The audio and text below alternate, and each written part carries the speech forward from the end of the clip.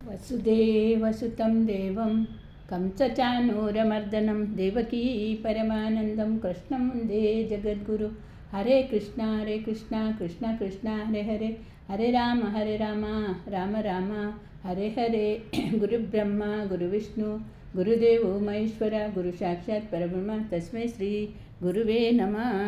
ಸಾಯಿಚರಿತ್ರ 13ನೇ ಅಧ್ಯಾಯ. ರೋಗಗಳನ್ನು ಗುಣಪಡಿಸುವುದು. ಭೀಮಾಜಿ ಬಾಳ ಸಿಂಪಿ, ಬಾಪು ಸಾಹೇಬ ಬೂಟಿ, ಆಲಂದಿ ಸ್ವಾಮಿ, ಕಾಕ ಮಹಾಜನಿ, ಹರ್ದ ಪಟ್ಟಣದ ದತ್ತೋಪಂತ. ಮಾಯೆಯ ಆಗದ ಶಕ್ತಿ. ಬಾಬರವರ ವಚನಗಳು ಯಾವಾಗಲೂ ಸಂಕ್ಷಿಪ್ತವಾಗಿಯೂ ರಸಭರಿತವಾಗಿಯೂ ಹಲವಾಗಿಯೂ ಅರ್ಥಗಂಭೀರವಾಗಿಯೂ ಸಾಮರ್ಥ್ಯವುಳ್ಳದಾಗಿಯೂ ಇದ್ದವು. ಅವರು ಯಾವಾಗಲೂ ಸಂತುಷ್ಟರಾಗಿದ್ದರು. ನಾನು ಫಕೀರನಾಗಿ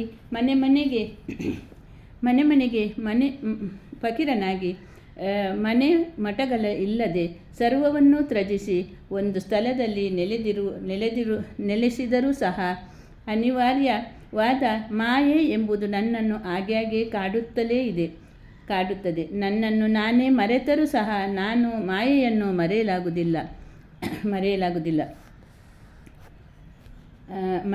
ನನ್ನನ್ನು ಬಂಧಿಸಿದಾಳೆ. ಶ್ರೀಹರಿಯ ಮಾಯೆ ಬ್ರಹ್ಮ ಮುಂತಾದವರನ್ನು ಕಾಡುತ್ತಾಳೆ. ಹೀಗಿರುವಾಗ ಈ ಫಕೀರನನ್ನು ಕೇಳುವವರು ಯಾರು ಪರಮಾತ್ಮನಲ್ಲಿ ಶರಣು ಹೋಗುತ್ತಾರೆಯೋ ಅಂಥವರು ಅವನ ದಯೆಯಿಂದ ಮಾಯೆಯ ಬಂಧನವನ್ನು ತ್ಯಜಿಸಿಕೊಳ್ಳಬಹುದು. ಮಾಯೆಯನ್ನು ಕುರಿತು ಬಾಬರವರು ಈ ಮೇಲೆ ಹೇಳಿದಂತೆ ಅಭಿಪ್ರಾಯವನ್ನು ವ್ಯಕ್ತಪಡಿಸುತ್ತಾರೆ. ಭಗವದ್ಗೀತೆಯಲ್ಲಿ ಶ್ರೀಕೃಷ್ಣನು ಉದ್ಧವನಿಗೆ ಈ ರೀತಿ ಹೇಳಿದ್ದಾನೆ: ಸಂತರು ನನ್ನ ಜೀವಿತ ರೂಪ. ಈಗ ಬಾಬರವರು ತಮ್ಮ ಭಕ್ತರ ಯೋಗಕ್ಷೇಮಕ್ಕಾಗಿ ಏನು ಹೇಳಿದ್ದಾರೆ ಎಂಬುದನ್ನು ನೋಡೋಣ. ಯಾರು ಅದೃಷ್ಟಶಾಲಿಗಳು, ಯಾರು ಪಾಪಗಳಿಂದ ವಿಮುಕ್ತರಾಗಿರುತ್ತಾರೆಯೋ ಅಂಥವರು ನನ್ನನ್ನು ಆರಾಧಿಸುತ್ತಾರೆ. ನೀವು ಯಾವಾಗಲೂ ಸಾಯಿ ಎಂದು ಧ್ಯಾನಿಸುತ್ತಿದ್ದರೆ ನನ್ನ ಸಪ್ತಸಾಗರಗಳ ಆಚೆಗೆ ಸಾಗಿಸುತ್ತೇನೆ. ನನ್ನ ವಚನಗಳಲ್ಲಿ ನಂಬಿಕೆ ಇಟ್ಟರೆ ಒಳ್ಳೆಯದಾಗುತ್ತದೆ.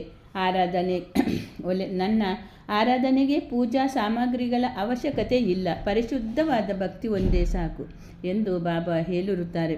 ಭೀಮಾಜಿ ಪಾಟೀಲ. ಪುಣೆ ಜಿಲ್ಲೆಯ ಜುನ್ನರ ತಾಲೂಕಿಗೆ ಸೇರಿದ ನಾರಾಯಣಗಾವ ಭೀಮಾಜಿ ಪಾಟೀಲರಿಗೆ ಆಗಾಗ್ಗೆ ಎದೆನೋವು ಬರುತ್ತಿದ್ದವು. ನಂತರ ಅದು ಕ್ಷಯಕ್ಕೆ ತಿರುಗಿ ಅವರು ತೆಗೆದುಕೊಳ್ಳದೇ ಇದ್ದ ಔಷಧಿಗಳೇ ಉಳಿಯಲಿಲ್ಲ.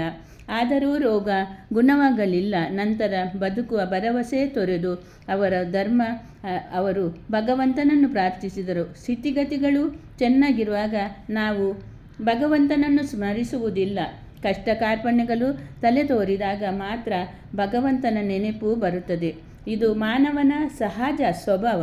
ಅಂತೆಯೇ ಭೀಮಾಜಿಯವರು ಸಹ ಈ ವಿಷಯದಲ್ಲಿ ಬಾಬರವರ ಪರಮ ಭಕ್ತರಾದ ನಾನೇ ಸಾಹೇಬ ಚಾಂದೋರ್ಕರ್ ಅವರ ಸಲಹೆ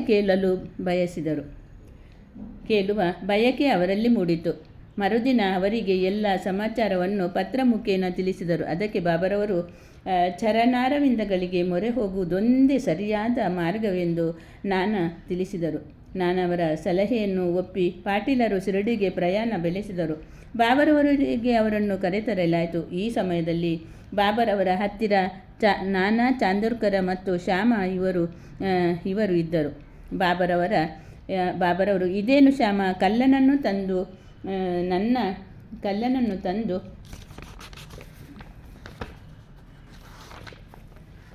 ಮುಂದಿರಿಸಿದಿರಿ, ಇದು ಒಳ್ಳೆಯ ಕೆಲಸವೇ ಎಂದು ಕೇಳಿದರು. ಸ್ವಲ್ಪ ಹೊತ್ತಿನ ಮೇಲೆ ಬಾಬರವರು ಮನಸ್ಸು ಕರಗಿ, ನಿಂತೆ ಚಿಂತೆಯನ್ನು ಬಿಡು, ನಿನ್ನ ಕಷ್ಟಗಳು ದೂರವಾದವು. ಕಷ್ಟಗಳು ಎಷ್ಟೇ ಇರಲಿ, ಭಕ್ತರು ನನ್ನ ಈ ಮಸೀದಿಯಲ್ಲಿ ಕಾಲಿಟ್ಟ ಕ್ಷಣದಲ್ಲೇ ಅವರ ಕಷ್ಟಗಳು ದೂರವಾಗುವಂತೆ ಈ ಫಕೀರನು ಯಾವಾಗಲೂ ರೋಗಗಳನ್ನು ಗುಣಪಡಿಸಿ ಎಲ್ಲರನ್ನೂ ಪ್ರೀತಿ ಮತ್ತು ಆಧಾರದಿಂದ ಕಾಪಾಡುವನು ಎಂದರು. ರೋಗಿಗೆ ಈ ಹಿಂದೆ 5 ನಿಮಿಷಕ್ಕೊಮ್ಮೆ ರಕ್ತವಾಂತಿಯಾಗುತ್ತಿತ್ತು.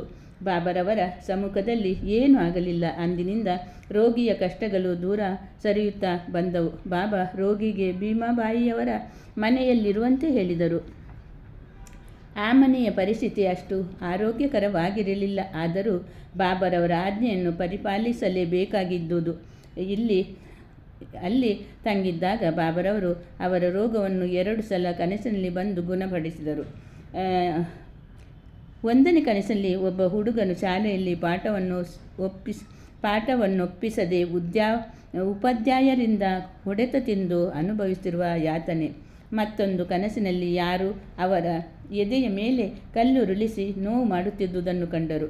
ಕನಸಿನಲ್ಲಿ ಅನುಭವಿಸಿದ ನೋವಿನಿಂದ ಅವರ ರೋಗ ಗುಣವಾಗಿ ನಂತರ ಬಾಬರವರಲ್ಲಿಗೆ ಬಂದು ಭೀಮಾಜಿ ನಮಸ್ಕಾರ ಮಾಡಿದರು. ಬಾಬಾ ಅವರಿಗೆ ಭಕ್ತರು ತಮ್ಮನ್ನು ಸದಾ ಅಚಲ ನಂಬಿಕೆಯಿಂದ ಸ್ಮರಿಸುವುದೊಂದೇ ವಿನ ಇನ್ನಾವುದು ಬೇಕಾಗಿರಲಿಲ್ಲ. ಮಹಾರಾಷ್ಟ್ರದ ಜನರು 15 ದಿನಗಳಿಗೊಮ್ಮೆ ಅಥವಾ ತಿಂಗಳಿಗೊಮ್ಮೆ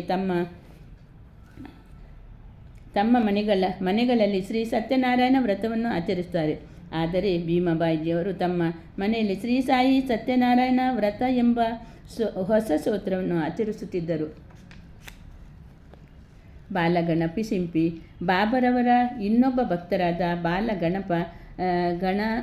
ಗಣಪತ್ತ ಸಿಂಪಿಯವರು ಭಯಂಕರವಾದ ಮಲೇರಿಯಾ ರೋಗದಿಂದ ನರಳುತ್ತಿದ್ದರು. ಅವರು ಎಲ್ಲ ಥರದ ಔಷಧಗಳನ್ನು ಉಪಯೋಗಿಸಿದರು. ರೋಗವು ಗುಣವಾಗದೇ ಇದ್ದುದರಿಂದ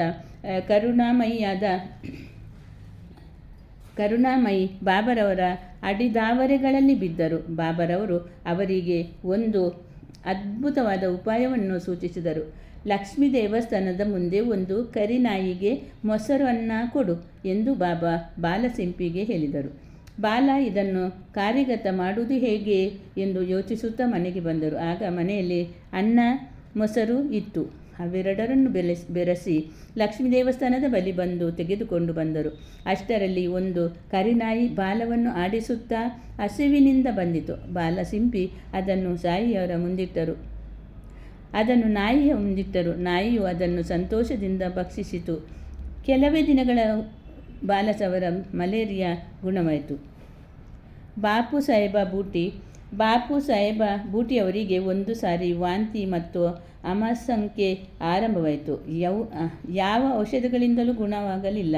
ಬಹಳ ಆಯಾಸವಾಗಿದ್ದುದರಿಂದ ಮಸೀದಿಗೆ ಹೋಗಲು ಸಹ ತ್ರಾಣವಿಲ್ಲದಂತಾಯಿತು. ಬಾಬಾ ಅವರನ್ನು ಕರೆಸಿ ಮುಂದೆ ಕೂಡಿಸಿಕೊಂಡು ಎಚ್ಚರದಿಂದಿರು, ಇನ್ನು ನೀನು ವಾಂತಿ ಮಾಡಕೂಡದು ಎಂದು ತೋರ ಬೆರಳನ್ನು ಸೂಚಿಸಿ ಹೇಳಿದರು. ಅಂದಿನಿಂದ ಅವರ ವಾಂತಿ ಮತ್ತು ಬೇದಿ ನಿಂತಿತು. ಇನ್ನೊಂದು ಸಂದರ್ಭದಲ್ಲಿ ಅವರು ಕಾಲರ ಜಾಡವು ಅಂಟಿಕೊಂಡು ಬಹಳ ಬಾಯಾರಿಕೆಯಿಂದ ಬಳಲುತ್ತಿದ್ದರು. ಡಾ ಪಿಲ್ಲೆಯವರು ಅವರಿಗೆ ಅನೇಕ ಔಷಧಗಳನ್ನು ಕೊಟ್ಟರು. ಗುಣ ಕಂಡುಬರಲಿಲ್ಲ.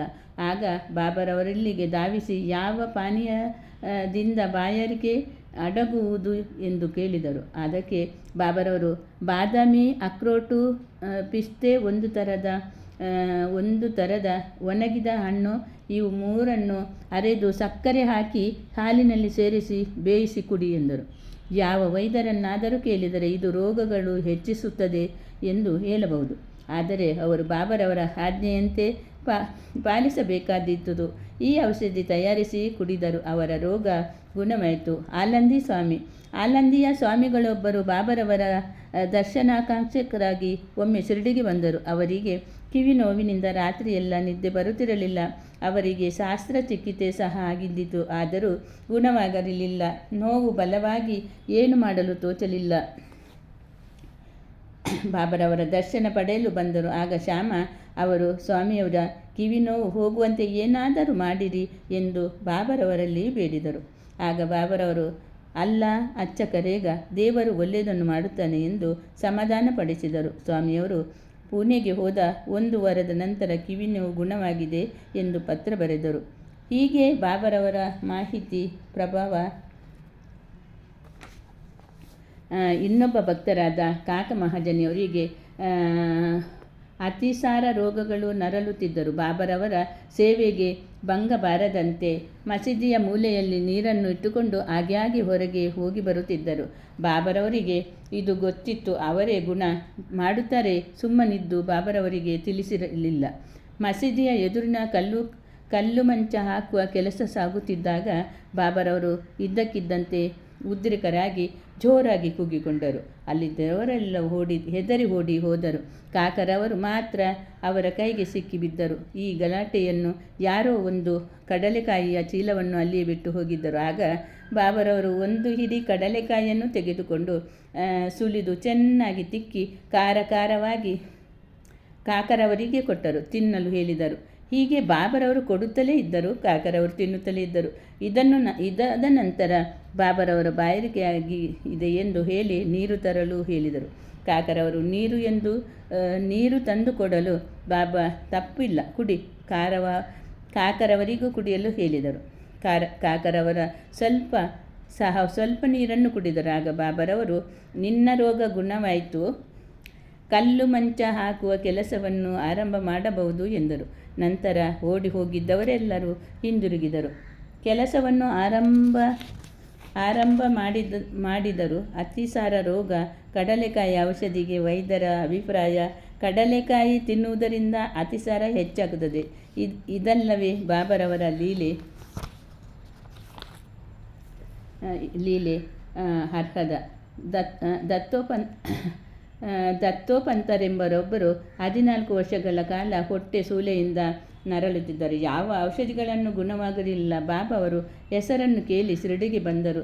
ಬಾಬರವರು ದಯಪೂರಿತ ದೃಷ್ಟಿಯಿಂದ ಅವರನ್ನು ನೋಡಿ ಅವರ ಮಸ್ತಕದ ಮೇಲೆ ಕೈಯಿಟ್ಟು ಆಶೀರ್ವದಿಸಿ ಊದಿ ಪ್ರಸಾದವನ್ನು ನೀಡಿದರು. ಅಂದಿನಿಂದ ಅವರ ಹೊಟ್ಟೆ ಸೂಲೆ ನಿವಾರಣೆಯಾಯಿತು. ಮಧುರವಾದ ದೇಶಪಾಂಡೆ ಶ್ಯಾಮ ಒಮ್ಮೆ ಹೊಟ್ಟೆ ಸೂಲೆಯಿಂದ ನರಳುತ್ತಿದ್ದರು. ಅವರಿಗೆ ಬಾಬಾ ಸೋನಾಮುಖಿ ಕಷಾಯ ಕುಡಿಯುವಂತೆ ಹೇಳಿದರು.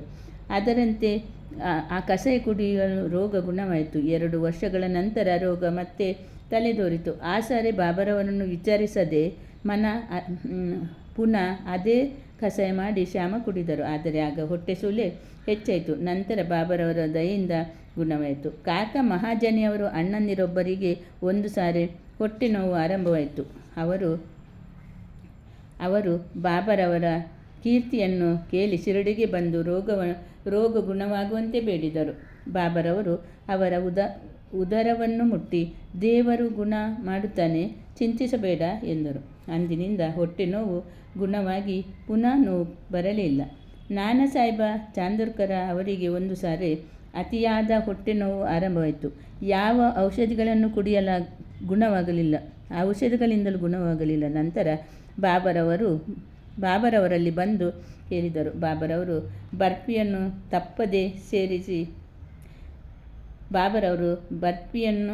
ತುಪ್ಪದಲ್ಲಿ ಸೇರಿಸಿ ತಿನ್ನು ಎಂದರು. ಈ ಔಷಧಿಯಿಂದ ಅವರ ಹೊಟ್ಟೆ ನೋವು ಗುಣವಾಯಿತು. ಇವುಗಳನ್ನು ಕೂಲಂಕಷವಾಗಿ ಪರಿಶೀಲಿಸಿದರೆ ರೋಗಗಳನ್ನು ಗುಣಪಡಿಸುವುದು ಬಾಬರವರ ಮೃದು ನುಡಿಗಳೇ ಹೊರತು ಔಷಧಿಗಳಲ್ಲ ಎಂದು ನಾವು ಮನಗಾಣಬಹುದು. ಶ್ರೀ ಸಾಯಿ ಪ್ರಣಾಮ. ಶಾಂತಾಕಾರಂ ಭುಜಗಶಯನಂ ಪದ್ಮನಾಭಂ ಸುರೇಶಂ ವಿಶ್ವಾಧಾರಂ ಗಗನಸದೃಶಂ ಮೇಘವರ್ಣಂ ಶುಭಾಂಗಂ ಲಕ್ಷ್ಮೀಕಾಂತ ಕಮಲನಯನ ಯೋಗವಿಧ್ಯಾನಗಮ್ಯಂ ವಂದೇ ವಿಷ್ಣು ಭವಭಯಹರಂ ಸರ್ವಲೋಕೈಕನಾಥಂ ಗುರುಬ್ರಹ್ಮ ಗುರುವಿಷ್ಣು ಗುರುದೇವೋ ಮಹೇಶ್ವರ ಗುರು ಸಾಕ್ಷಾತ್ ಪರಬ್ರಹ್ಮ ತಸ್ಮೈ ಶ್ರೀ ಗುರುವೇ ನಮಃ. ಕರ್ಪೂರಗೌರಂ ಕರುಣಾವತಾರಂ ಸಂಸಾರಸಾರಂ ಭುಜಗೇಂದ್ರಹಾರಂ ಸದಾ ವಸಂತಂ ಹೃದಯಾರವಿಂದೇ ಭವಂ ಭವಾನಿ ಸರಿತಂ ನಮಾಮಿ. ಮಂಗಳಂ ಭಗವಾನ್ ವಿಷ್ಣು ಮಂಗಳಂ ಗರುಡಧ್ವಜ ಮಂಗಳಂ ಪುಂಡರೀಕಾಕ್ಷ ಮಂಗಲಾಯೇ ತನೋಹರಿ ಸರ್ವಮಂಗಲಮಾಂಗಲ್ಯೆ ಶಿವೆ ಸರ್ವಸಾಧಿಕೆ ಶರಣೆ ತ್ರ್ಯಂಬಕೆ ಗೌರಿ ನಾರಾಯಣಿ ನಮಸ್ತುತೆ. ತುಮಿ ಮಾತಾ ಪಿತಾ ತುಮಿ ಬಂಧು ಸಖ ತುಮಿ ವಿದ್ಯಾಧರಣಂ ತುಮಿ ಸರ್ವ ಮಮ ದೇವ ಸೇವಾ ಪೂಜಾ ಬಂದಗಿ ಸೌಭಾಗ್ಯ ಐತೋ ಪೂಜ್ಯ ಜಾನೋ ನೈ आप जानो आदि शक्ति में धूपम दीपम समर्पयामि नैवेद्याक्षत वस्त्र